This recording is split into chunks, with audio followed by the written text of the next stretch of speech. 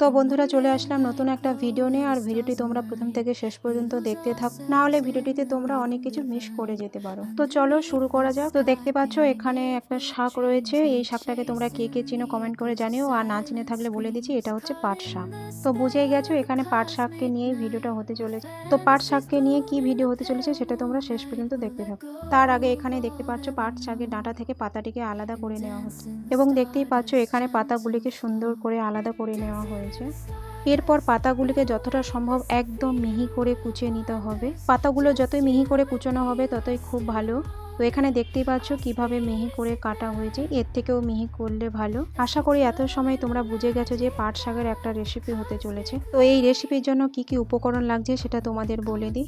কয়েকটা শুকনো লঙ্কা এবং চেরা কাঁচা লঙ্কা এবং কুচনো কিছুটা পেঁয়াজ। তো চলো প্রথমে গ্যাসটা জ্বালিয়ে কড়াইটা বসিয়ে তার মধ্যে কিছুটা তেল দিয়ে দিলাম। তো তারপর তেলটা গরম হতেই তার মধ্যে কয়েকটা শুকনো লঙ্কা দিয়ে দিলাম।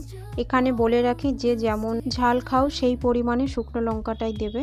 এখানে আমরা একটু ঝাল বেশি খাই, তাই জন্য অনেক কটা শুকনো লঙ্কা দিয়েছি। তো যাই হোক, এখানে শুকনো লঙ্কাগুলোকে ভেজে তুলে নেব এবং ওই তেলের মধ্যে কুচনো পেঁয়াজগুলোকে দিয়ে নেড়ে চেড়ে ভালো করে ভেজে নেব।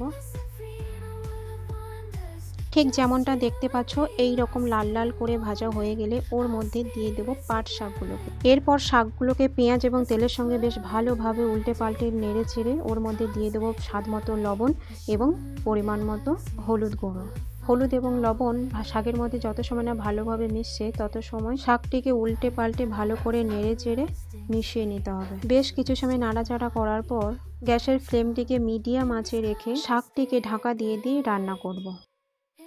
বেশ কয়েকবার ঢাকনা দিয়ে রান্না করার পর শাকটি ভাজা হয়ে আসলে, মানে দেখতেই পাচ্ছ ঠিক এই রকমই হয়ে আসলে আগে থেকে ভেজে যে শুকনো লঙ্কাগুলোকে তুলে রেখেছিলাম সেগুলোকে লবণের সঙ্গে বেশ ভালোভাবে মিহি করে গুঁড়ো করে শাকের মধ্যে দিয়ে দেবো, এবং সেই সঙ্গে চেরা যে কাঁচা লঙ্কাগুলো দেখিয়েছিলাম সেগুলোকে দিয়ে খুব ভালো করে মিশিয়ে এরপর শাকের মধ্যে যতটুকু জল রয়েছে সেগুলোকে আমরা ঢাকা খুলে গ্যাসের ফ্লেমটা হাই করে বেশ কয়েকবার নেড়ে চেড়ে ভেজে নামিয়ে নিলেই রেডি পাট শাকের ভাজা।